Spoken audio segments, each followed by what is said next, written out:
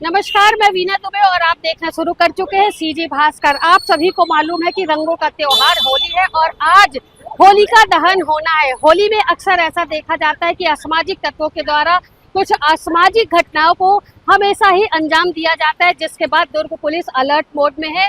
और alert mode में होने के बाद दुर्ग पुलिस के द्वारा आज जुलूस निकाला गया है।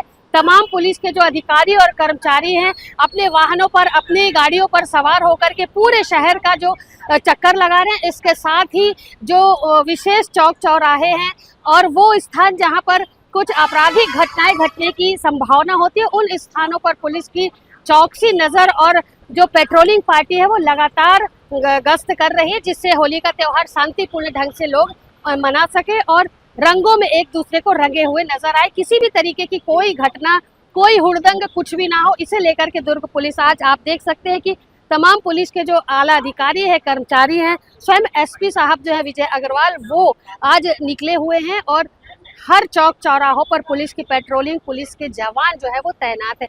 क्या कुछ कहा इस विषय को लेकर के मणिशंकर चंद्रा ने, आइए आपको भी सुनवा देते। जी सर, बताएंगे आज होली को लेकर के पुलिस की विशेष तैयारी देखी। पुलिस अधीक्षक महोदय के द्वारा पूरे क्षेत्र की मैपिंग कराई गई है। मैपिंग कराने के बाद जहाँ जहाँ पे असामाजिक तत्व, गुंडा बदमाश तबके के लोग जहाँ पे अड्डेबाजी वगैरह करते हैं, ऐसे पूरे क्षेत्रों में फ्लैग मार्च निकाला गया था और उन क्षेत्रों का मॉनिटरिंग भी की जा रही है।